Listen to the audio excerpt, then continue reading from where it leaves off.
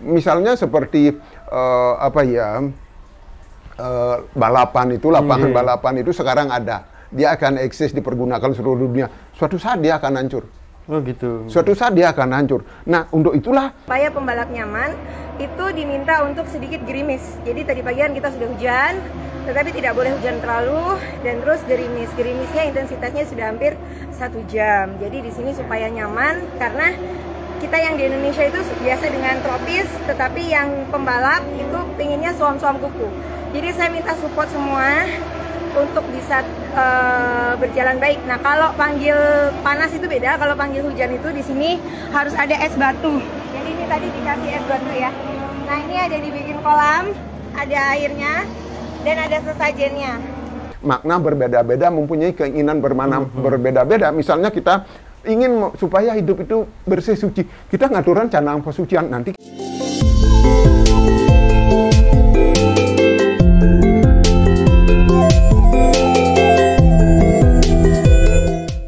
Om Swastiastu. Salam Rahayu pemirsa Hindu Channel. Pemirsa Hindu Channel, hari ini kita akan menuruti permintaan dari umat Sedharma yang memberikan saran kepada kami dari Hindu Channel. Tolong dong kupas tuntas tentang Banten, sesaji, canang, dan lain sebagainya yang berkaitan tentang Hindu. Nah, tentu saja Hindu Channel tidak lelah untuk mencari siapakah narasumbernya, dan Nastungkara mendapatkan narasumber dari dosen Sekolah Tinggi Agama Hindu Dharma Nusantara Jakarta, yaitu pengajar acara. Beliau adalah Bapak I Gusti Ngurah Rai SAG MPhilH. Om Swastiastu. Gimana Pak, sehat? Sehat, Nastungkara. Kegiatannya sehari-hari apa Pak? Biasa, cuma ngajar kan. Sekarang zaman pandemi lewat Zoom, kemudian ya di rumah aja. Kalau ngajar acara juga dari rumah, kalau bikin canang juga, bikin Banten juga dari rumah. Kita datang ya Pak, wah luar biasa sejuknya suasana rumah Bapak. Iya, inilah. Kayaknya kenapa harus ada tumbuhan? Ya itu kan pertama ini untuk paru-paru, untuk penyejuk, juga kedua kan Bhagavad Gita bab 9 sloka 26 kan menyarankan supaya kita sebagai umat Hindu harus di rumah itu, ciri orang Hindu yang hidup itu harus menikmati patram, puspam, palam, toyam. Jadi harus ada daun, bunga, buah, api, air. Nah itulah, kalau itu tidak ada di suatu rumah, salah satu tidak ada atau semuanya nggak ada, berarti tidak ada kehidupan di sana. Ciri-ciri ada kehidupan adalah ya seorang umat Hindu ya harus menikmati daun, mau daun kangkung, mau daun kacang. Yang penting ada daun. Ya, menikmati daun sebagai bahan untuk apa ya, sayur-sayuran. Ada buah, ya buah beras, buah padi, beras untuk makanan itu kan. Ada bunga, ya bunga macam-macam ya. Bisa ada banyak, bunga turi kan bisa juga dimakan. Banyak. Kemudian keindahan itu kan perlu dalam hidup. Kemudian api, nggak ada api ya, nggak ada air apalagi dah. Ya itulah ciri umat Hindu itu. Benar sekali Tuhan mengajarkan kepada kita, persembahkanlah kepadaku air, daun, bunga, buah, api, semua itu persembahkanlah pada Tuhan. Tuhan sebenarnya tidak memerlukan, Beliau Maha Pencipta. Iya, kita sebagai umatnya untuk merasakan apa yang kita nikmati itu, kemudian kita persembahkan sebagai wujud rasa bersyukur kita, rasa terima kasih kita kepada Sang Yang Widi yang Maha Pencipta telah menciptakan kita dengan sempurna banget. Mata dua berfungsi, kuping dua berfungsi, semuanya berfungsi. Itulah disebut sebagai manusia adalah makhluk yang paling sempurna di antara makhluk hidup, mempunyai WWK pikiran kan. Seperti itu kira-kira makna dari sebuah sloka yang kita ambil dari Bhagavad Gita bab 9 sloka 26. Ya. Pak, kalau kita perlu tahu nih dari Pak Haji Rai, makna Banten nih, apa sih sebenarnya makna dari Banten? Oh, maknanya dalam hidup itu kalau kita menghayati banyak sekali maknanya. Banyak sekali maknanya. Misalnya ya, nanti saya jelaskan lebih luas lagi. Kemudian saya coba masuk dulu dari fungsinya yang disebutkan di dalam lontar yadnya Prakerti. Di dalam lontar yadnya Prakerti itu disebutkan bahwa nomor 1 Banten itu adalah simbol atau lambang dirimu sendiri. Banten pinake ragante tuwi. Banten adalah tak ubahnya dirimu sendiri. Apa yang ada di dalam Banten itu adalah wujud keinginan kita, permohonan kita kepada Tuhan, kepada Sang Yang Widi. Ya, apabila kita ingin memohon sesuatu, ya, maka di dalam, ya misalnya balik lagi. Misalnya di dalam hidup ini ya, ada 5 hal yang penting di dalam membuat Banten. Ada 5 hal yang penting. Nomor 1 pasti mantra ada. Mantra itu adalah ide, mind, ya, mantra, ide. Kata man dan tra, man itu pikiran, tra itu menyeberangkan. Jadi pikiran-pikiran yang baiklah akan menyeberangkan kita dengan mengucapkan mantra atau dengan mewujudkan mantra itu. Bagaimana kita mewujudkan mantra itu? Banten ini adalah wujud dari mantra. Ya, kalau misalnya lebih luas lagi. Kalau kita masuk misalnya ke Rigveda Mandala 10, Sukta 71, mantra 11. Wah, di situ jelas banget. Banten adalah seperti pengejawantahan dari Weda. Pengejawantahan Weda. Di situ harus ada satu yang mengucapkan, menghafalkan mantra, man dan tra, mampu menyeberangkan umat dari yang tidak baik menjadi baik. Yang kedua, harus ada yang melantunkan Kidung Wargasari, Sakrawi, menuntun pikiran kita, menuntun hati nurani kita, menuntun jiwa kita untuk sampai ke arah yang lebih tinggi, untuk sampai kepada tingkat Brahman. Pikiran kita dituntun melalui kidung-kidung, mengakui bahwa kebesaran Tuhan segala-galanya itu adalah berasal dari Brahman. Yang ketiga, ada satu. Apa itu, Pak? Yang harus mengajarkan, membuat ini. Membuat Banten ini harus ada satu yang mengajarkan membuat Banten ini. Yang keempat, harus ada seorang yang mampu menjelaskan makna dari setiap Banten itu dan setiap upacara itu. Maka inilah kalau di Bali diambil oleh Topeng Sidakarya Dalang. Zaman sekarang tamatan serta udah banyak, pendharma wacana sudah banyak. Ini diambil oleh para pendharma wacana, terutama dari ikom-ikom ini, dan di pendidikan juga nggak kalah penting. Mampu menjelaskan hal ini, gitu. Kemudian, nah itulah fungsinya dari sana. Kemudian, kalau kita lihat 5 hal tadi dari mantra tadi, ya dari mantra tadi, akan apa yang ada dalam benak pikiran kita, lalu kita tuangkan. Apa yang kita inginkan, lalu kita tuangkan, lalu kita membuatlah Banten. Membuat Banten. Oh, saya ingin memuja Sang Yang Widi supaya saya selalu merasa dekat dengan beliau. Saya rindu, rindu untuk bertemu. Saya ingin memberikan sesuatu apa yang saya miliki, karena beliau adalah bakti saya, adalah kekasih saya. Maka kita membuatlah canang. Ya, canang. Ya, membuatlah kita canang. Ya, canang itu intinya adalah porosan. Canang itu sendiri adalah bahasa Bali. Ya, ini base, ya, bahasa Balinya base, halusnya canang. Ya, tanpa ini tidak disebut canang dia. Nah, kemudian ini tadi saya kasih dengan kapur dan pinang. Kemudian saya jepret dengan ini talin porosan, kulit porosannya saya seperti ini.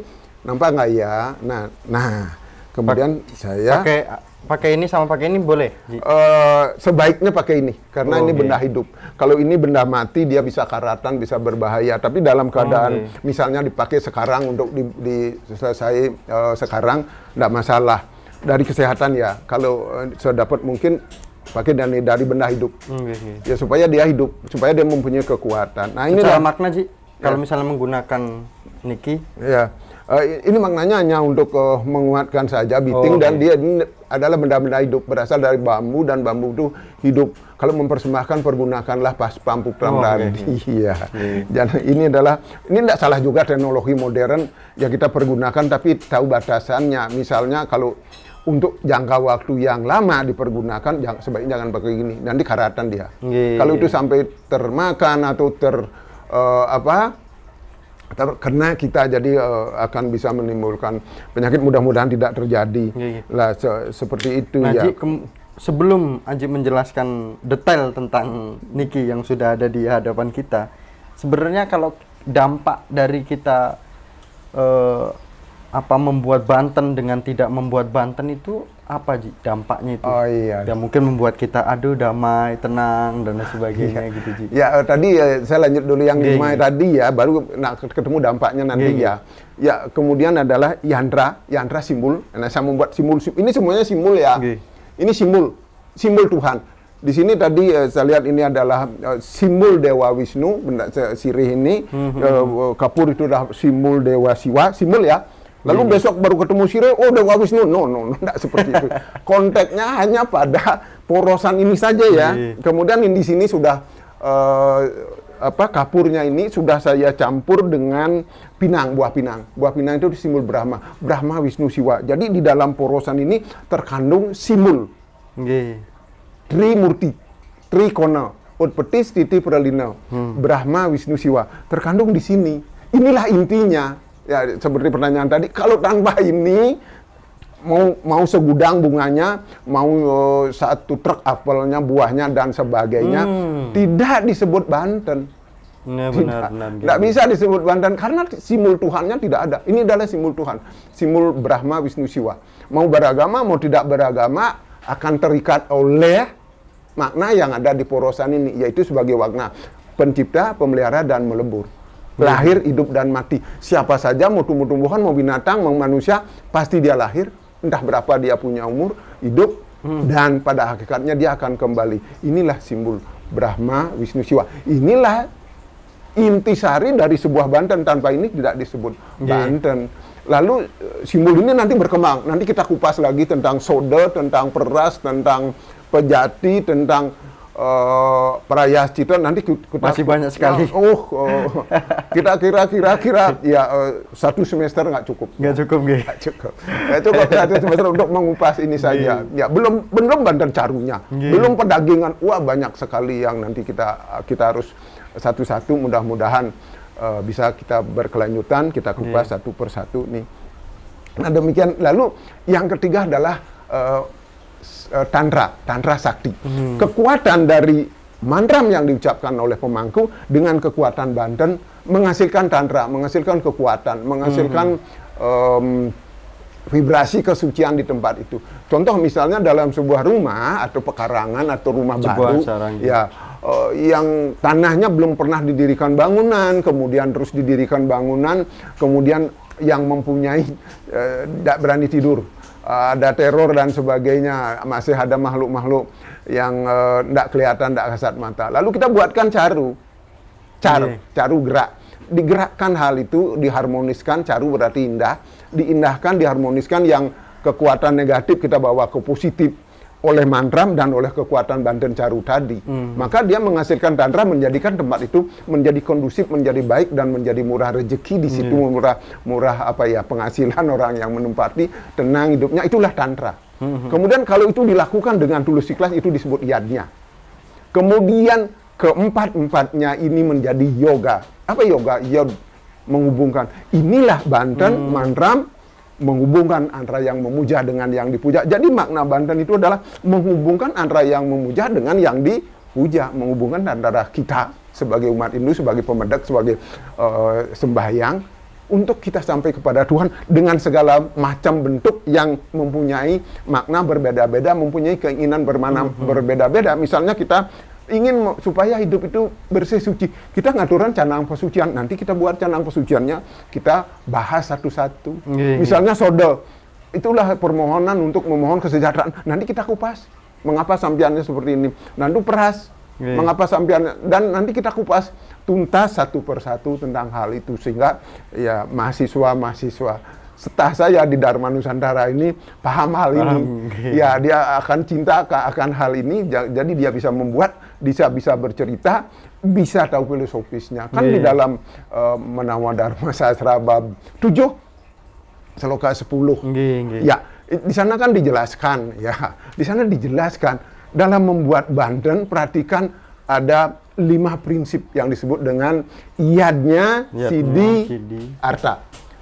Yadnya itu ya Banten dan perbuatan segala yang perilaku yang tulus ikhlas itu disebut Yadnya.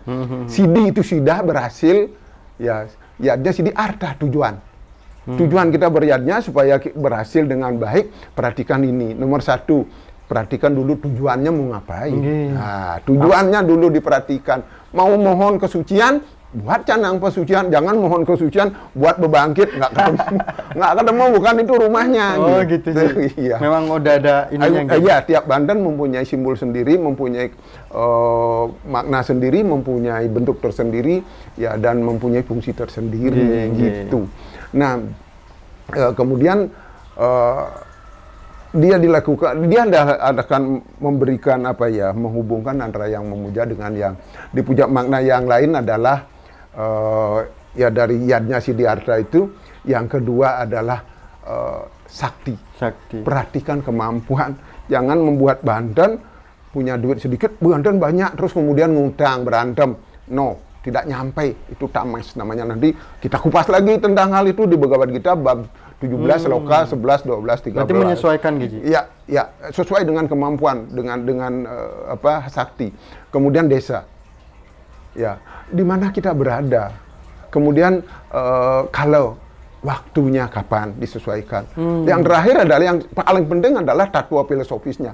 Kalau sudah paham filosofisnya, membuat kecil atau membuat besar, membuat banyak atau membuat sedikit, akan semuanya merasa bahagia, merasa senang. Oleh sebab itulah dibuat gradasinya 9. Di mana kita mampu.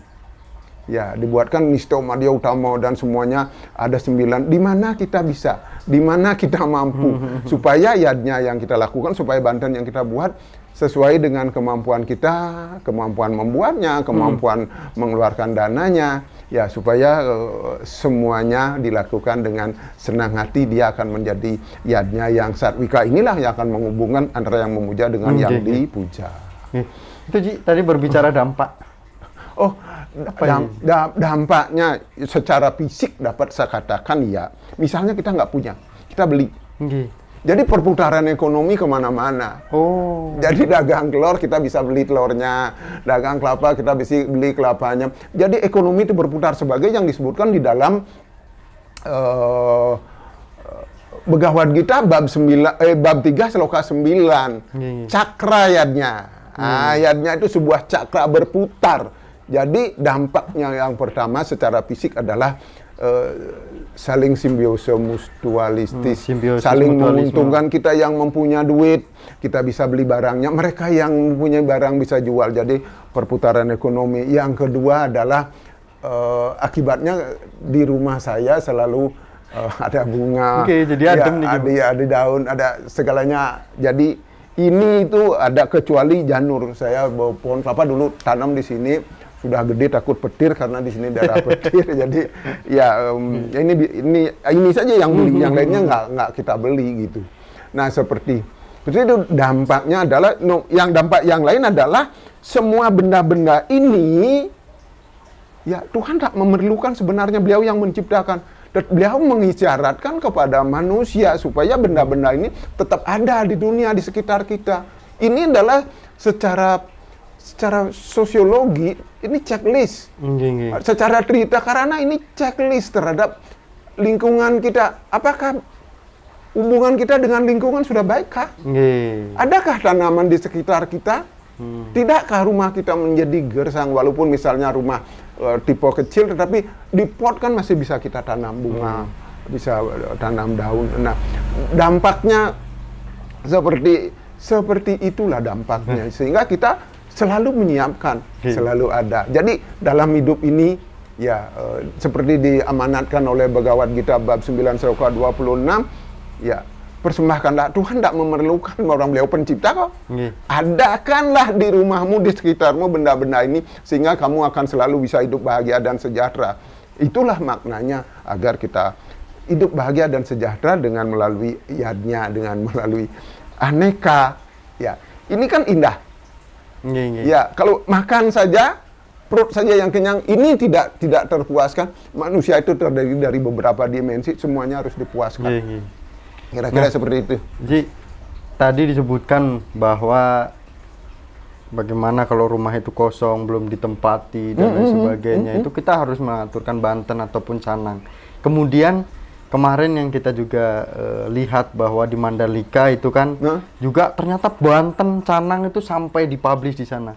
Berarti kan sangat luar biasa bahwa makna dari canang ini tidak hanya di lingkungan umat Hindu saja. Kemarin acara besar Mandalika, di Mandalika bersama dengan Presiden Jokowi, bersama dengan Erick Thohir, beliau juga, itu kan sangat luar biasa. Nah, apa sebenarnya makna canang nih, masuk kepada canang nih, ya, canang ini tidak lain adalah bentuk permohonan kepada ketiga hal tadi. Sebagai sang pencipta, Brahman, juga Brahma sebagai sang pencipta, sebagai pemelihara, sebagai pemerintah. Semua di dunia ini akan lahir, hidup dan mati, ada, kemudian eksis, kemudian semuanya akan berakhir. Misalnya seperti balapan itu, lapangan balapan itu sekarang ada, dia akan eksis, dipergunakan seluruh dunia. Suatu saat dia akan hancur. Oh gitu. Suatu saat dia akan hancur. Nah, untuk itulah kemudian ini kita memohon kepada ketiga kekuatan itu supaya diberikan kekuatan supaya semuanya dapat berjalan dengan baik, sebagai permohonan kita supaya sebagai pencipta Dewa Brahma supaya dapat menciptakan segala-galanya, ketenangan di situ. Brahma menghidupkan, memelihara, Siwa mengakhiri, dan hidup itu selalu diliputi oleh ketiga hal itu. Itulah ya. Itulah maknanya dia canang itu, mengapa ada di mana-mana ada, yaitu permohonan, pengakuan kita bahwa hidup kita ini terdiri dari lahir, hidup, dan mati. Ada, eksis, kemudian hilang semuanya. Tidak siapapun, apapun bentuknya, dunia itu pun akan mengalami. Kan di Purana disebutkan Sresti, Pralaya. Sresti penciptaan, kemudian Pralaya akan habis juga dunia ini pada waktunya. Nah, untuk hal yang paling sederhana, canang ini untuk dipahami kepada khalayak atau pada umumnya, Ji. Yang paling sederhana makna dari canang itu apa, Ji? Ya, sederhana sekali nih, gimana canang selain indah, apa nih kayak gitu? Sebuah canang bermakna sebagai bentuk dari pikiran seseorang, bentuk dari keinginan seseorang.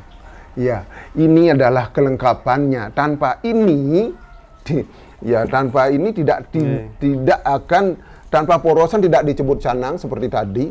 Kemudian maknanya ini adalah untuk melengkapi setiap upacara, setiap upakara, setiap benda yang akan kita persembahkan.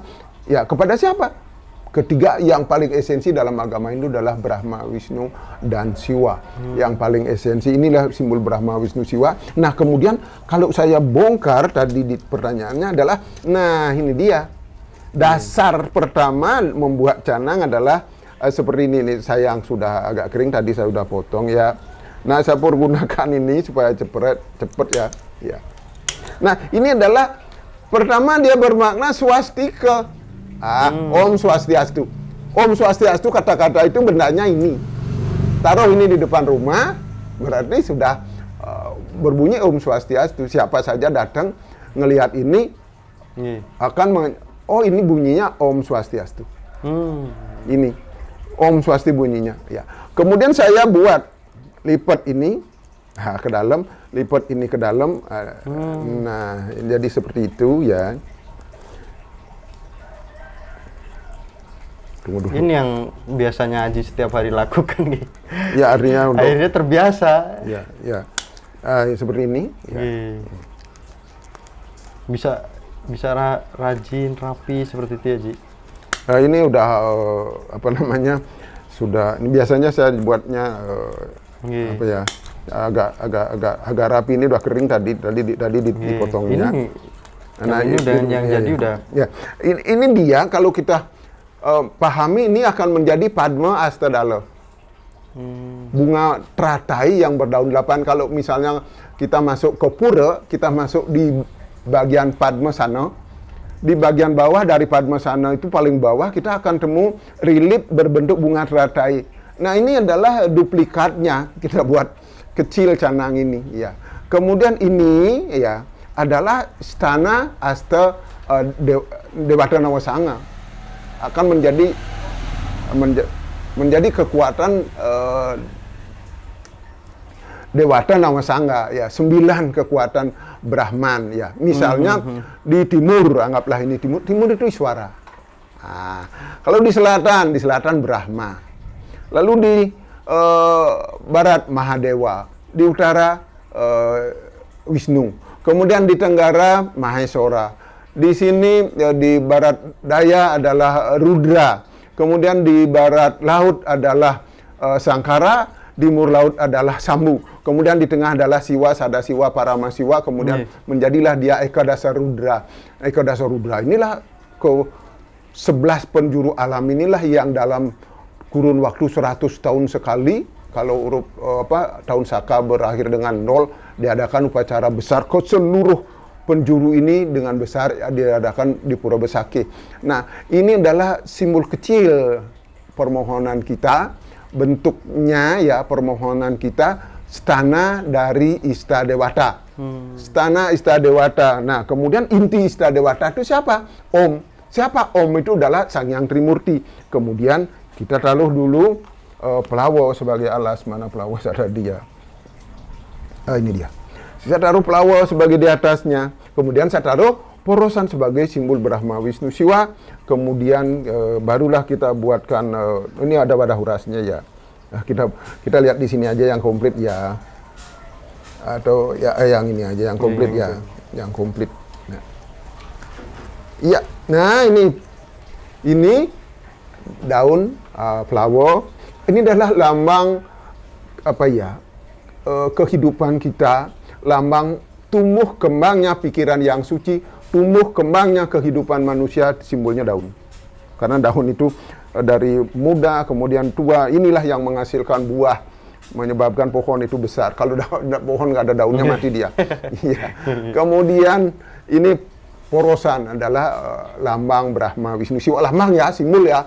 Jangan lu bilang nanti, wah itu Brahma Wisnu Siwa, ya begitu ketemu nanti di jalan, wah ambil ini udah, enggak seperti itu ya, enggak seperti itu.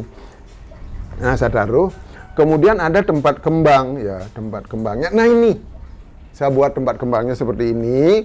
Orang di tempat saya menyebutkan wadah lengis atau wadah uras, urasari. Nah barulah saya taruh kembang. Ya. Berapa warna bunganya? Ya kebetulan ada di sini. Kalau putihnya taruh di depan, ya. Kuningnya taruh di belakang, Pak, di belakang ya, menghadap ke ya. Putihnya di timur, kuningnya pasti di barat. Ya. Kemudian hijaunya atau hitamnya taruh di sebelah kirinya, di utara. Kemudian merahnya taruh di di sebelah kanannya, di selatan. Memiliki makna ya kalau mau lengkap. Kalau tidak lengkap bunga apa saja dapat, yang penting bunga itu suci, sudah disuci, dapat dibersihkan. Bunga yang baik kan sudah diajarkan di kampus itu tidak boleh memakai bunga yang tumbuh di kuburan, bunga yang layu yang jatuh tidak dipetik. Bunga sarikonta itu kan dilarang semuanya, bunga-bunga yang tidak boleh. Tulud nyuh atau tulud jempiring alit juga nggak boleh karena di situ ada semut, sudah penuh dengan semut. Kemudian ya kemudian yang paling bagus adalah bunga Padma, bunga teratai bagus untuk memuja Siwa, bagus itu semuanya. Nah seperti itulah lalu kita buat. Inilah sebuah canang, inilah inti sebuah Banten adalah Porosan. Tapi kita nggak mungkin dong ke pura ngaturan porosan, kita persembahkan porosan saja. Kurang indah nih. Pasti tidak mungkin lah. Iya. Masa manusia jiwanya aja ke pura, badannya enggak.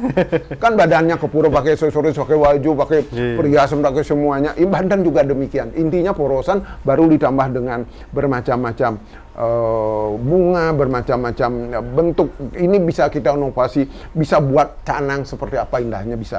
Dasarnya ya ini tadi. Dasarnya swastika ini. Kemudian menjadi dia Padma Anglayang atau Padma Astadala. Kemudian barulah ditambah dengan hiasan bermacam-macam. Nah, Ci, kemudian untuk setelah kita sudah membuat canang niki, harusnya kita taruh di mana saja? Aturan canang itu diletakkan di mana saja? Canang itu adalah misalnya kalau kita memohon supaya kita mendapatkan kesejahteraan, kita taruh di atasnya Banten Soda. Dia akan melengkapi semua Banten. Tanpa canang tidak ada Banten. Tadi saya sudah bilang, andai kata juga ada buahnya misalnya bermacam-macam tuh satu truk, satu truk tanpa canang ya tidak disebut Banten. Tidak disebut Banten. Kan dulu pernah di Bali ada pertandingan golf seluruh dunia. Kemudian bola golf itu ditaruh di urap sari yang cantik. Tidak apa-apa itu, Ci. Tetapi tidak ada porosan. Lalu masyarakat ribut. Kenapa di situ ditaruh bola di atas canang? Itu melecehkan agama Hindu. Lalu para penglingsir di Bali menyatakan itu tidak Banten namanya, sayang, begitu beliau. Yang itu adalah urap sari saja. Kalau sudah ada porosan baru disebut Banten, baru disebut canang, karena di situ sudah simbol simbol Trimurti. Kalau ini hiasan saja, enggak masalah gitu. Jadi sebuah Banten intinya adalah porosan. Tidak mungkin juga kita akan mempersembahkan porosan saja gitu. Nah, kemarin di Mandalika itu mungkin ya, Ji, itu porosannya. Di ini pawang hujan. Mudah-mudahan sih ada. Mudah-mudahan sih ada. Kan kita nggak tahu ke sana. Ya, yang disebut Banten tuh harus ada porosan. Karena di situ ada Brahma Wisnu, simbol Brahma Wisnu Siwa. Pemujaan kepada Brahma Wisnu Siwa yang paling esensi dalam hidup kita. Nah, Ji, bisa nggak sih kita tanpa menggunakan canang? Nggak bisa. Kenapa nggak bisa, Ji? Karena ini simbol Brahma Wisnu Siwa, ini ada pemujaan kepada Tuhan. Dan ini kita taruh tidak untuk memuja Tuhan. Iya. Mungkin pakai dupe saja gitu, kasih bunga satu gitu, Ji. Aturannya gimana, Ji? Kalau disebut Banten, tanpa ini tidak disebut Banten. Kalau cuma rarapan, nah beda lagi. Kalau rarapan misalnya kita datang dari mana membawa buah, kemudian ya kita taruh aja di situ, kemudian ada dupa, ada air, kita maturan, itu rarapan, namanya tidak disebut Banten. Supaya dia disebut Banten, kita harus buatkan canangnya, taruh canang di atasnya, baru kita sebut Banten ya. Wah, luar biasa, Ji, ini banyak pasti nih, Ji, yang perlu dibahas tentang Banten, Ji. Mudah-mudahan mungkin ada tambahan, Ji, tentang pesan untuk generasi Hindu, untuk mahasiswa, untuk Bapak Ibu Maci Dharma, pemirsa Hindu Channel, agar paham benar-benar bahwa ini loh pentingnya Banten seperti itu, Ji. Ya, anak-anakku semua mahasiswa, kemudian para pemirsa Hindu Channel yang saya hormati, saya banggakan, ya jangan jangan Banten dijadikan momok, walau lebih ekstrim lagi pindah agama karena nggak bisa bikin Banten. No, tidak seperti itu. Ya, Banten itu bisa dibuat sederhana. Yang Banten yang sederhana tidak perlu pakai ini juga bisa. Saya nggak bisa bikin, ambil daun, ambil daun pisang. Ya, ambil daun pisang. Setelah dapat daun pisang, ya kita kasih porosan. Sirih saya harus ada aja. Kasih porosan, taruh, kasih kembang, kasih buah, sudah aturan. Udah jadi canang. Ini ada. Ini tidak ada ya, jadi tidak disebut Banten, dia sebagai rarapan saja. Boleh juga, tapi rarapan. Jangan takut ya membuat. Saya juga dulu datang ke Jakarta nggak bisa bikin canang. Karena di Jakarta kita harus bisa bikin canang, kita harus bikin gaya, kita harus bikin lawat, bikin apa saja saya bisa. Karena lingkungan yang membentuk. Jadi mari anak-anak mahasiswa kita belajar ya. Ini nikmat sekali loh, bikin begini nikmat sekali. Ketika kita nulis ini fungsinya adalah sebagai alat konsentrasi untuk fokus. Bayangkan saja kalau kita tidak fokus dalam membuat canang ini, tangan bisa luka. Ini alat belajar, alat fokus, belajar fokus. Kita ingin membuat yang lebih indah dari ini bisa, lebih indah dari ini bisa, ya. Lebih mekar lagi saya bisa, ya. Ini yang paling sederhana, ya, yang standar ini, ya. Jangan takut. Mari kita buat yang sederhana.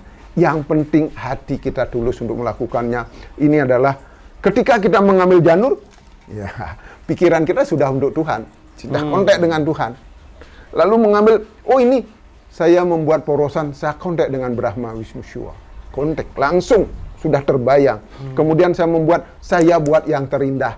Karena pinakaragan tetui supaya seperti saya indahnya. Seperti jangan membuat asal-asalan.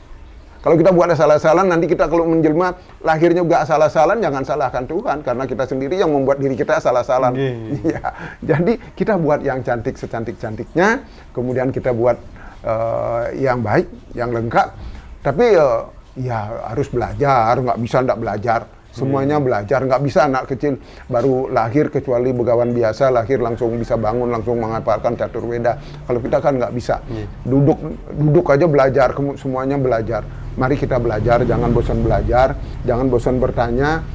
Sumber banyak kok di Setah, ada Buoko, banyak sumber ada di Setah. Ya kita bisa belajar. Ya, apalagi? Nah, Ji mungkin ada mantra, salah satu mantra untuk ngatur kencanang sederhana yang di iya, yang paling sederhana adalah Om Buktiantu Sarwoto Dewo, Buktiantu Om Buktiantu Saradewato, Buktiantu Trilokonato, Segenah Separiwara Swarga Sedasi Dasa. Itu saja sih. Ya, semoga Tuhan menerima persembahan kami. Ya, itu mantramnya. Kalau perlu saya tidak kasih nanti. Biasanya setiap angkatan itu kalau saya ngajar, saya kasih pedoman Pinandita ketika saya mengajarkan materi tentang resiyadnya. Kita menjelaskan resiyadnya, biasanya bagian akhir saya fotokopikan fotokopian pegangan yang dari Parisade, yang dari Sanggraha Pinandita, ya saya fotokopikan untuk anak-anak saya supaya dia juga bisa keluar dari Setah di desanya, bisa disuruh ntar aturan Banten nggak bisa kelakar pikir dia, supaya dia juga eksis. Dan jangan praktek juga saya sudah ajarkan mereka bagaimana cara misalnya dalam fitriyatnya paling tidak memandikan jenazah dia bisa. Nah itulah kiat-kiat saya dalam membekali anak-anak mahasiswa di Setah Dharma Nusantara. Mudah-mudahan Setah Dharma Nusantara selalu jaya dan tamatannya menjadi kader-kader, menjadi ya pionir-pionir di depan di tempatnya masing-masing dalam segala hal. Misalnya dalam membuat bangunan, membuat puro, udah saya kasih petunjuk cara membuat puro yang baik. Dalam melakukan fitriyatnya udah bagaimana cara memandikan jenazah yang baik. Kemudian dalam membuat canang juga ada prakteknya, udah kita berikan. Mudah-mudahan mereka semua masih ingat dan langsung diterapkan. Kalau nggak diterapkan sama dengan pisau nggak pernah dipakai, karatan tumpul. Ya, dia harus dipakai terus, jadi tambah tajam. Demikian. Terima kasih Ji, Matur Suksema, luar biasa pembahasannya. Iya. Inilah pembahasan kita, semoga dapat bermanfaat. Akhir kata kita tutup dengan Paramasanti bersama dengan Bapak I Gusti Ngurah Rai. Kami tutup dengan Paramasanti. Om Santi Santi Santi Om. Suksema Ji. Suksema.